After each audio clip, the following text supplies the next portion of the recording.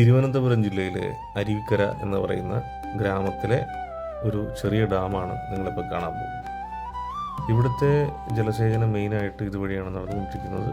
അവിടെയുള്ള ഒരു അമ്പലമാണ് ഇത്. തിരുവനന്തപുരം ദേവസ്വം ബോർഡിൻ്റെ വകുപ്പിൽ പെടുന്ന ഒരു അമ്പലമാണ്. അരുവിക്കര ആറിൻ്റെ ചേർന്നിരിക്കുന്ന അമ്പലം. ഇത് പഴയ കാലത്ത് അമ്പലത്തിലേക്ക് വരാൻ വേണ്ടിയിട്ട് പാറകളെ വെട്ടി ഉണ്ടാക്കിയ ഒരു വഴിയാണ്. നമുക്ക് കണ്ടാലറിയാം, പണ്ട് മെഷീൻസ് ഒന്നും ഇല്ലാത്ത കാലത്ത് മനുഷ്യനിർമ്മിതമായ ഒരു വഴിയാണിത്. ഈ വഴി കാണുമ്പോൾ നമുക്ക് അനന്തഭദ്രൻ സിനിമയിലെ പല രംഗങ്ങളും ഓർമ്മ വരും. ഇപ്പോൾ നടന്നു പോകുമ്പോൾ കാണാം, മഴ സമയമാണ്. ആലിൻ്റെ വേരിൽ നിന്ന് വെള്ളം ഊർന്നിറങ്ങി അരുവിയിലേക്ക് ഒഴുകി പോകുന്നത് നമുക്ക് കാണാം. വളരെ മനോഹരമാണ്. വളരെ കാടിൻ്റെ ഒരു പ്രതീതി നമുക്കിവിടെ നിൽക്കുമ്പോൾ ഉണ്ടാവും. വളരെ തണുപ്പാണ് ഈ പ്രദേശത്തോട് നിൽക്കുമ്പോൾ. നേരെ കാണുന്നത് അമ്പലത്തിലേക്കുള്ള വഴിയാണ്.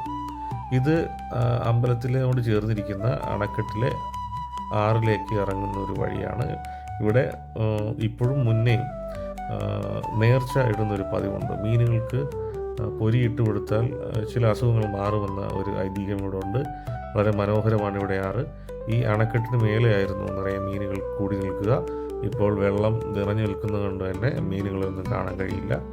വളരെ അപകടം പിടിച്ചും ഈ പ്രദേശം പാറകെട്ടുകളാൽ നിറഞ്ഞ ഒരു പ്രദേശമാണ്.